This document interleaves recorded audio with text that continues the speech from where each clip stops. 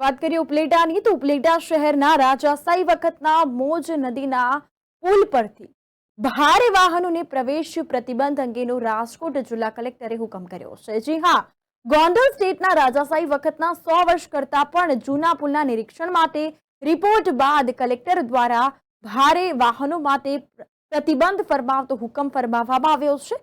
આ અંગે ઉપલેટા નગરપાલિકાના ચીફ ઓફિસર નીલમ ઘેટિયાએ જણાવ્યું છે કે ગુજરાત રાજ્ય સરકારના શહેરી વિકાસ વિભાગની સૂચના અનુસાર ઉપલેટા શહેરના નાગનાથ ચોકથી નેશનલ હાઈવે તરફ જતા રસ્તામાં મોજ નદી પર આવેલા રાજાશાહી વખતના 100 વર્ષ કરતા પણ વધારે જૂના બ્રિજનું સ્ટ્રક્ચર અને સ્ટેબિલિટી રિપોર્ટ કર્યા બાદ અહીંયા હેવી વાહનો માટે જોખમકારક હોય તેવું દર્શાવેલ હતું, જેથી આ બ્રિજને રાજકોટ કલેક્ટરના જાહેરનામા મુજબ ભારે વાહનો માટે પ્રતિબંધ ફરમાવતો હુકમ કરવામાં આવ્યો છે, જેથી આ અંગે આગળની કાર્યવાહી હાથ ધરવામાં આવી રહી છે।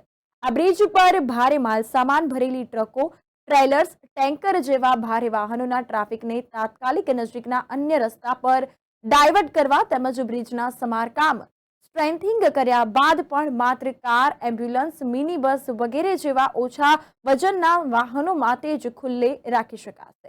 તો આ દરમિયાન આ પ્રકારે જણાવવામાં આવ્યું છે, જે અન્વયે મોજ નદી પરના મેસનરી આર્ચ બ્રિજ પરથી હેવી વ્હીકલની અવરજવર બંધ કરી વૈકલ્પિક વ્યવસ્થા કરવાની હોય તેવું જણાવ્યું છે। આ બ્રિજ પરના ટ્રાફિકને ડાયવર્ટ કરવામાં આવ્યો છે। ચીફ ઓફિસર ઉપલેટા નગરપાલિકા ઉપલેટા નાગનાથ ચોકથી આગળ જે મોજ નદી પર રાજાશાહી વખતનો હેરિટેજ પ્રકારનો જે બ્રિજ આવેલો છે, આ બ્રિજને કલેક્ટર સાહેબ શ્રીના જાહેરનામા હેઠળ હેવી વ્હીકલ માટે જોખમી હોય તેના પર હેવી વ્હીકલ માટે પ્રતિબંધ ફરમાવવામાં આવેલું છે। આથી મિની બસ, કાર વગેરે હળવા પ્રકારના વાહનો આ બ્રિજ પરથી અવરજવર કરી શકે છે।